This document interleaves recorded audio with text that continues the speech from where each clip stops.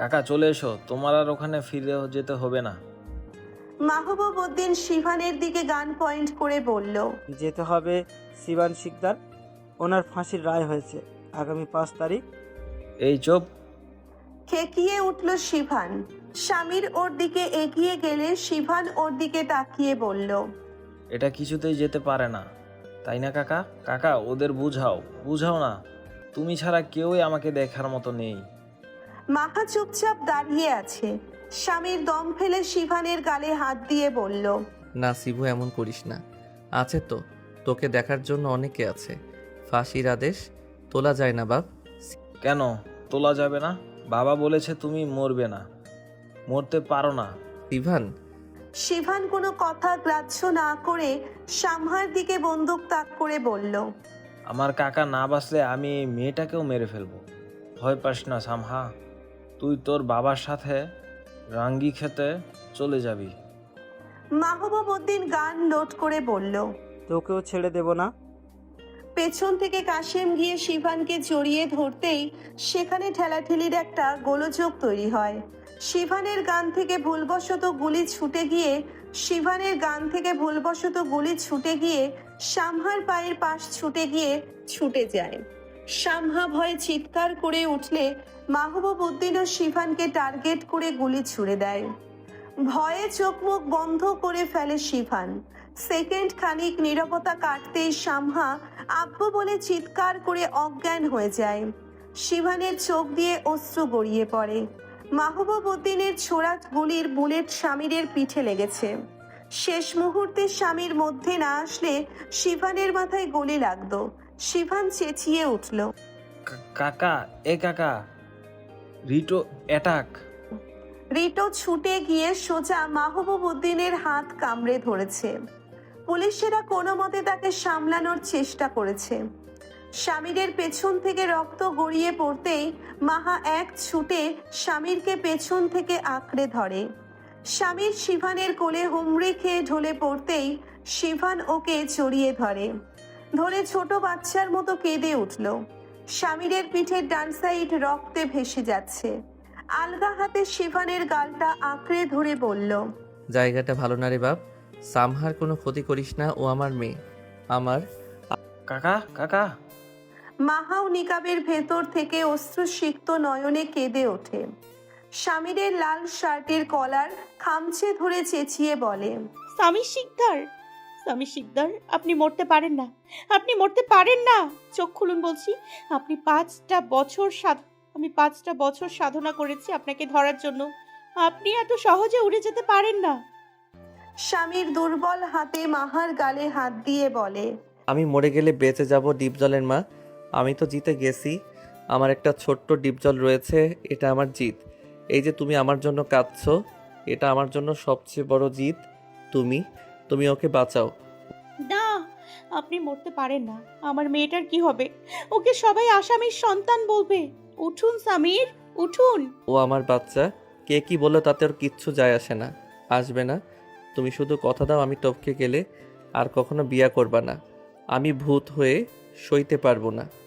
মাহা বলল, ইয়ার কি করবেন না? আপনার মনে হচ্ছে আমি ইয়ার কি করছি? কেন বিয়ে করব? আমি আপনাকে স্বামীর চেতনা হারিয়েছে। মাহাকে কথাটা পুরো করতে দেয়নি, সুযোগ পায়নি মাহা পুরো কথাটা বলার। অ্যাম্বুলেন্স চলে এসেছে। পুলিশেরা দৌড়াদৌড়ি করে স্বামীরকে হাসপাতালে নিয়ে গেল। প্রধান বিচারপতিও এসে দেখে গেছেন। স্বামীর বুঝতে না দিলেও যথেষ্ট শক পেয়েছে, যার ফলাফল ও কোমায় চলে গেছে। শিভান সারাটা দিন রাত কেবিনের সামনে বসে থাকে। কাশিমের সঙ্গে একটা শব্দও কথা বলে না। সামহাও পাশে কেবিনে ভর্তি। ওর বাম পাশের বুড়ো আঙ্গুলে গুলি লেগেছিল। মাহবুব উদ্দিনের হাতে রিটোর কামড়ের আঘাত বেশ জোরালোভাবে লেগেছে। লাবু ওর কাছে দাঁড়িয়ে। মাহা দিন রাত জায়নামাজে বসে চোখের পানি বিসর্জন দিয়ে যাচ্ছে। সেতু সামহার পাশে বসে থাকে। রকি স্বামীরের কেবিনের বাইরে বসে থাকা শিভানের যত্ন নেয়। আজ 4 তারিখ। শিভান এটা জেনে ভীষণ খুশি, স্বামীর সিকান্দারের স্বাস্থ্য বিবেচনায় তার ফাঁসির আদেশ বাতিল করা হয়েছে। কাশেম এসেছে। রকি ওকে দেখে মুখ ফিরিয়ে দূরে গিয়ে দাঁড়ালো। কাশেম শিভানের পাশে বসে বলল। আমাকে দেখতে ইচ্ছে করছে না? শিভান ঝাঝালো গলায় জবাব দেয়। না করেছো, বেঈমানদের চেহারা দেখলে ঘৃণা হয়। আমি বেইমানি করেছি? না, পুজো করছে। আচ্ছা, তো তুমি বলো, নিজের বোনকে বানের জলে ভাসিয়ে দেব, না সরি আগুনে পুড়িয়ে দেব? বোন? আমি তো নামে কাশেম, তবে রক্তে যে মীর মুগ্ধ উদ্দিন। কিসব বলছো? মুগ্ধ মানে কাকি সুন্দরীর ভাই? সে তো ছোটবেলায় মারা গেছে। মারা যায়নি, হারিয়ে গেছে, চুরি হয়েছে। পুরো বলো আমাকে। এমনটা চলতে থাকলে কবে দেখবে আমার বাপের দাদি সুমনা শিকদারও জ্যান্ত হয়ে চলে এসেছে।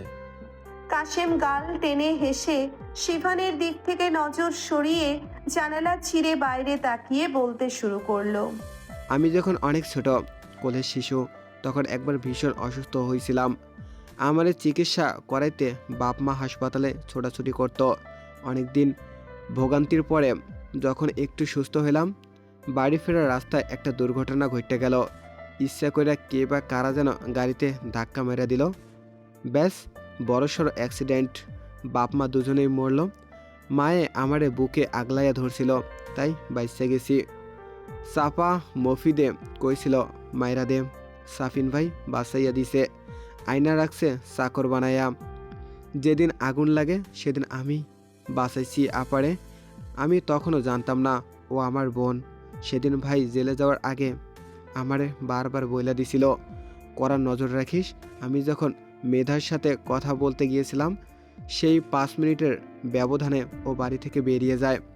পিছে পিছে ছুট লাগাই, যাইয়া দেখি কালকুঠুরির বাইরে শালার সিকান্দার গাড়ি দাঁড়াইয়া কোনো কিছু না ভাইবা ভিতরে আগুন ধরাই দিয়ে রাগিব, সোমা, সোনালি মইরা যায়। আপার হাত থেকে ভাইয়ের দেওয়া বালা খুলা সোনালের হাতে পড়াই দেই।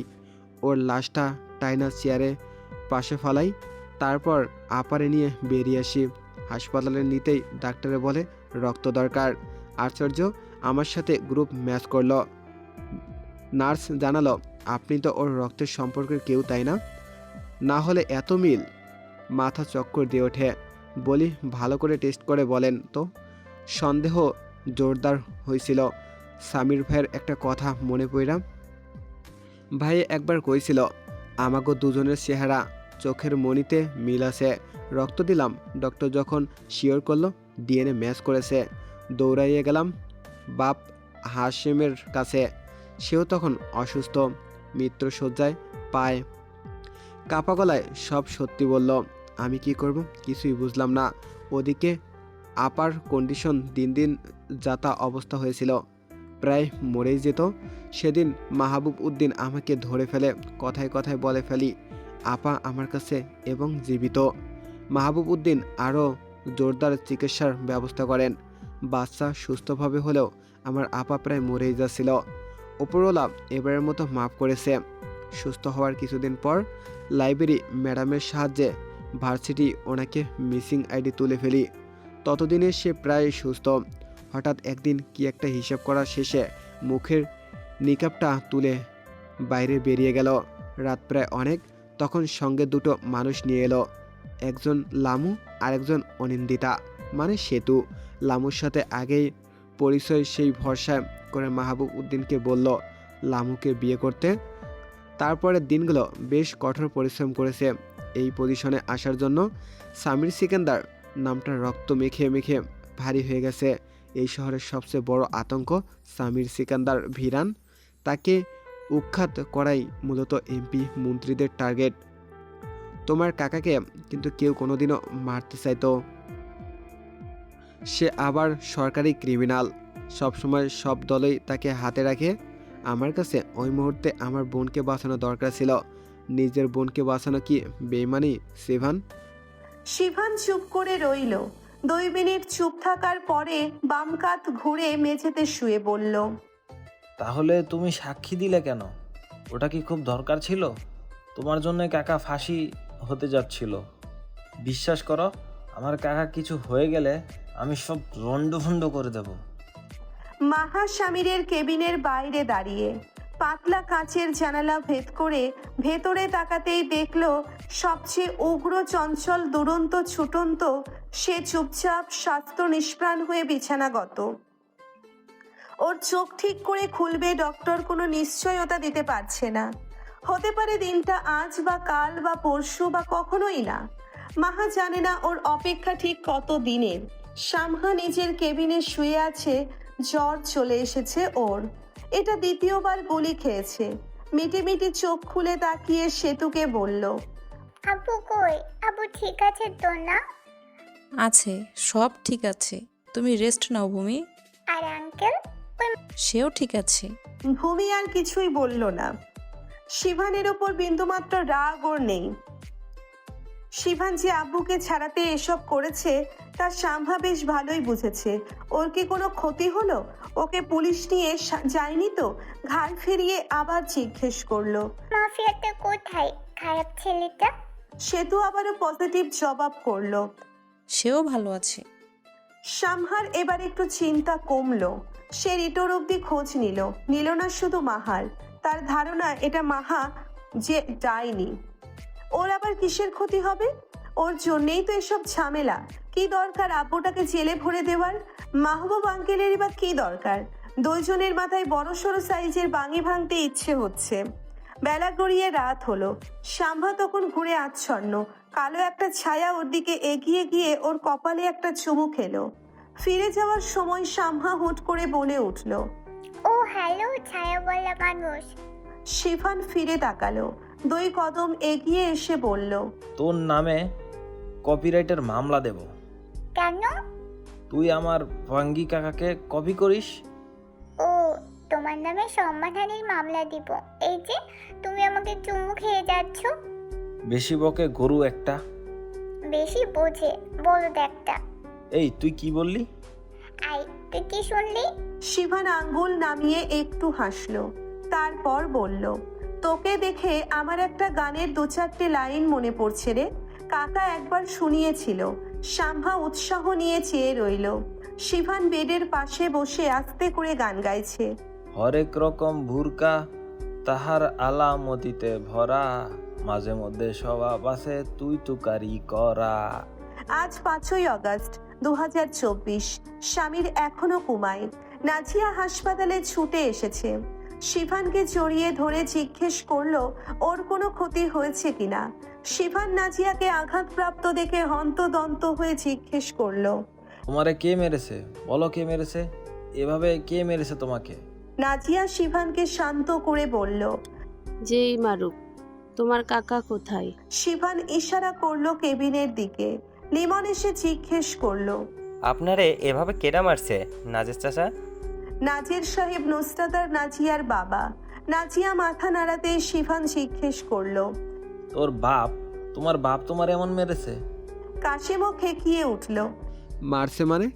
কেন মারছে? আমি এখানে আসার জন্য ভাঙচুর করেছিলাম তাই। সহজ গলায় নাজিয়ার জবাব। মাহা নাজিয়াকে আগে কখনো দেখেনি বললেও ভুল হবে। যখন পরিচয় লুকোনো ছিল তখন একবার শিফানের সাথে দেখেছিল। দৃষ্টি মেলে তাকিয়ে দেখলো যুবতী মেয়েটাকে এভাবে মেরেছে যে ঠোঁট কেটে রক্ত পড়ছে। গালে শক্ত হাতের থাবার দাগ পড়ে আছে। হাতের কবজির কাছেও কেটে গেছে। বাইরে চরম গোলমাল চলছে। এই মুহূর্তে মোটেও নাজেদ সাহেবের সাথে গন্ডগোল করতে যাওয়া সাজে না। তার উপর স্বামীর অনুপস্থিত। মেধা এসেছে। সামহার সঙ্গে দেখা করে মাত্র বের হলো। বাবা মানা করার পরেও সে গন্ডগোলের মধ্যে বেরিয়েছে। কাশেমের সাথে কথা বলছিল। এটাও জানালো মেধা আবারও বিদেশ চলে যাবে। দিন দুনিয়া ভুলে কাশেম আবারও বলেছিল, এবার অন্তত আর ফিরিয়ে দিও না শ্যামা, আমার ভেতরটা জ্বলা যায়। মেধা কোনো জবাব দেয়নি। মেধার বাবা শক্ত কণ্ঠে মানা করেছেন কাশেমের সাথে বিয়ে কিছুতেই সম্ভব না। ও একটা ফালতু কুকুর। পদ্মায় ভেসে আসা বিপদ, আসামি বললেও ভুল হবে না। স্বামীরকে একা জেলে ভরাতে ভুল হয়েছে। সঙ্গে ওর চেলাগোষ্ঠীকেও নিয়ে যেতে হতো। এটা মাহার অপরাধ। বাকিদের বিরুদ্ধে প্রমাণ জোগাড় করতে পারে নাই। নাজিয়ার মুখে মারপিটের কথায় ক্ষিপ্ত হয়ে কাশেম তার প্রতিবাদ করে ওঠে। নাজিয়াকে বলে, নাজিয়া ভাই একবার আমাকে ভাবির দায়িত্ব দিয়ে গিয়েছিল, তাদের রক্ষা করতে গিয়ে আমাকে বেইমানি করতে হয়েছে। এবার তোমাকে রক্ষা করতে বলে গেছে। তোমার জন্য না হয় স্বার্থপর হব, তবুও কাশেম হয়েই। তোমার বাবা কোথায় আছে? চোখের পানি মুছে বলে, জানি না, বাইরে অনেক মারামারি হচ্ছে, ভার্সিটিতে গোলযোগ লেগেছে, প্রধানমন্ত্রী পদত্যাগ করেছে, পুলিশদের অবস্থা চরম, মারামারি করে ছেলেপেলের একাকার অবস্থা। কাশেম কথাটা শুনে একটু চিন্তিত হলো। বাঁচাতে হবে। দলের বেশ কজন ছেলেপেলে আজ ভার্সিটি গিয়েছিল, কাশেমেরও যাওয়ার কথা, কিন্তু স্বামীর আর সামহার জন্য যেতে পারছে না। ডক্টর জানালো স্বামীর কন্ডিশন মোটামুটি উন্নত হচ্ছে, লাইফ রিস্ক নেই। সামহার সাথে দেখা করতে গেলে সামহা ওকে জড়িয়ে ধরে বলে, তুমি না ধরলে আমি মরে যেতাম কাইসা মামা। আয়েশা ডাকটা শুনে কাশিমের দুরন্ত মনটা একটু শান্ত হয়। অনেকজন ডেকেছে এই নামে, তবে স্বামীরের মতো করে ঢেউ তুলে শুধু সামহাই ডাকতে পারে। কাশিম ওকে জড়িয়ে ধরে বলে, কাশিমের যেন গলাটা কেটে কথাগুলো বের হলো।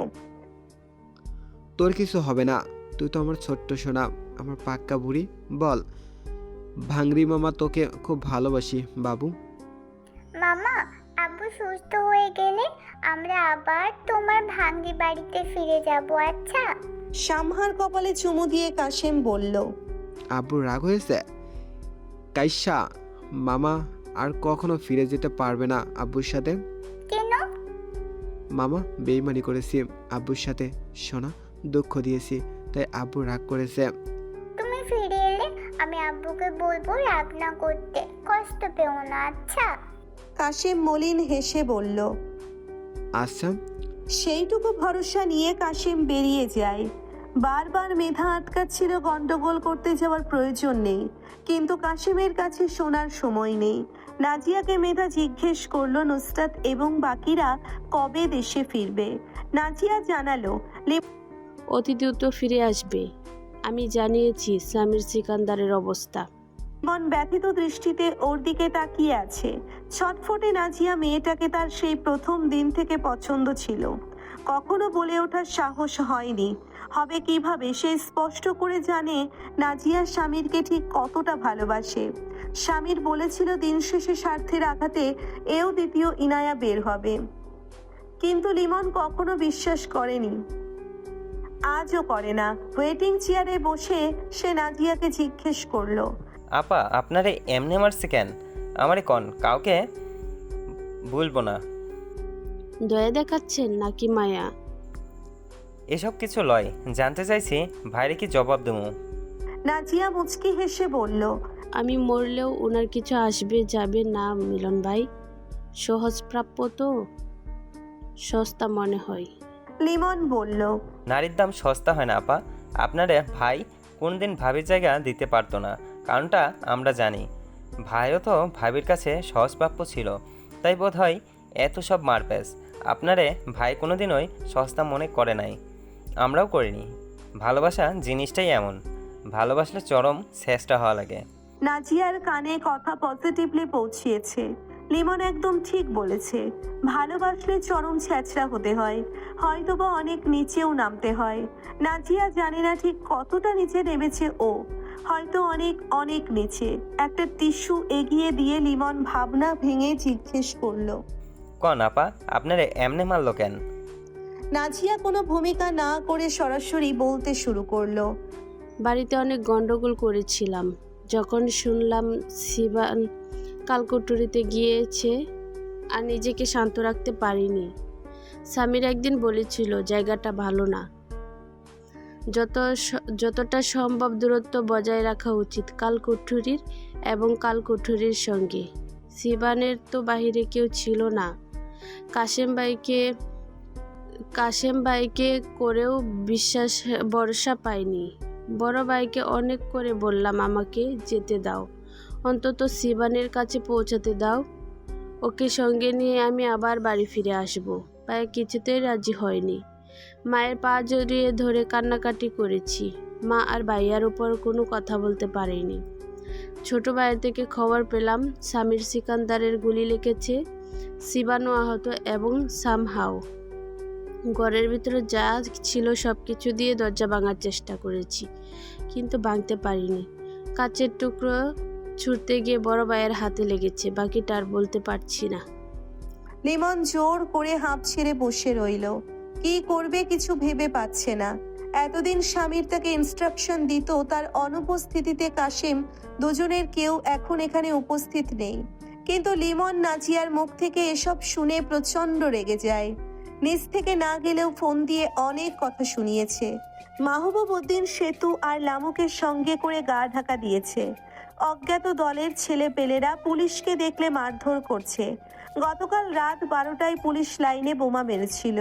বেশ কিছু পুলিশ আহত এবং নিহত হয়েছে।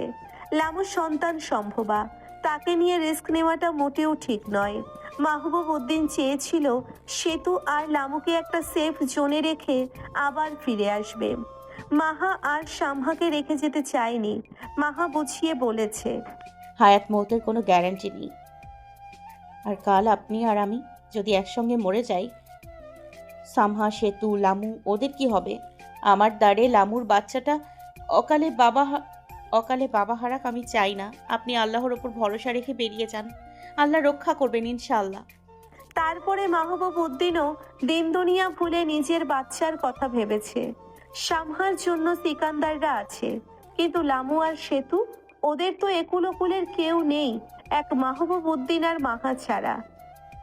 তাই আহত হাত নিয়েই মাহবুব উদ্দিন ওদের দুজনকে নিয়ে চলে গেছে রামচণ্ডীপুরে সেই পুরনো স্বামীর সিকান্দারের নানার বাড়িটায়।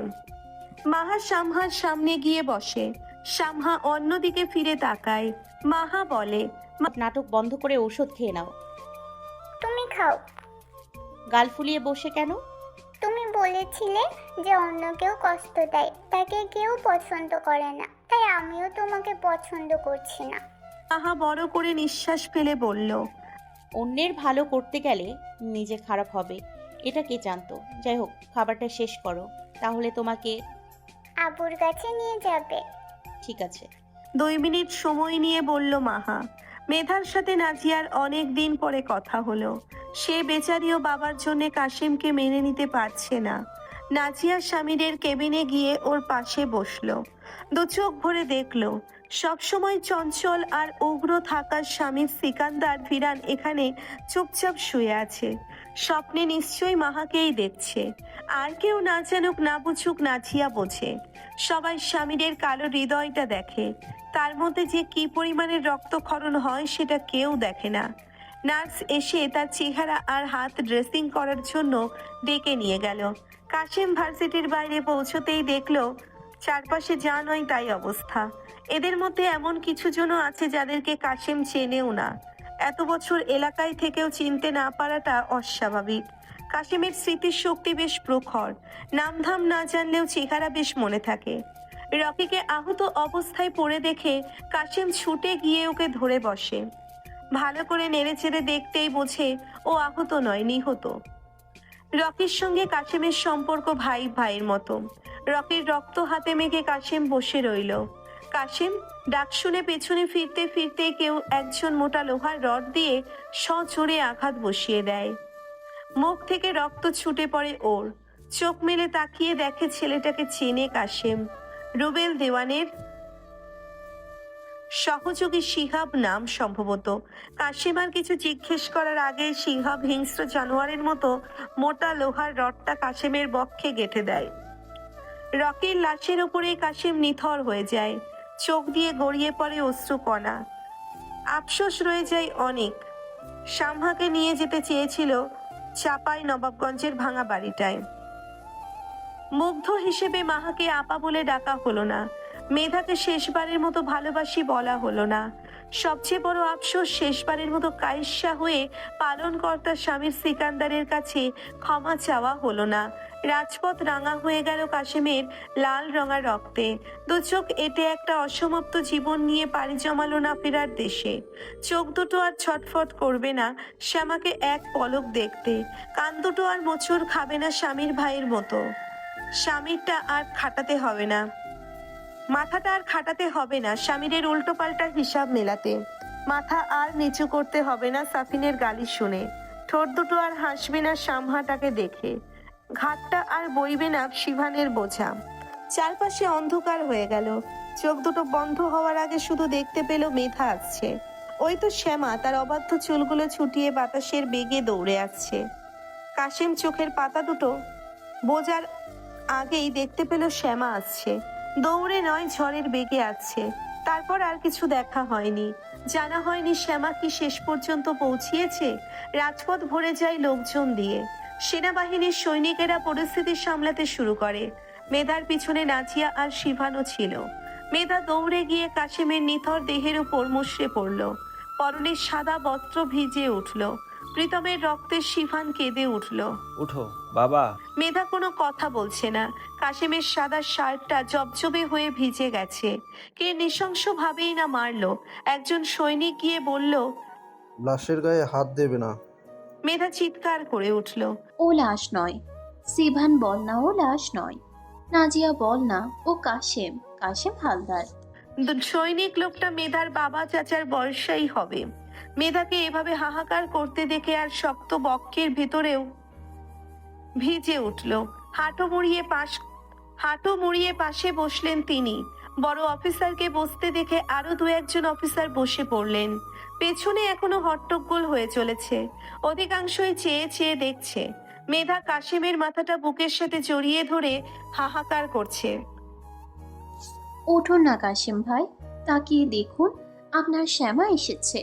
একটাবার শেষ সুযোগ দিন কাশেম ভাই, এবারে আর আপনাকে ফিরিয়ে দেব না।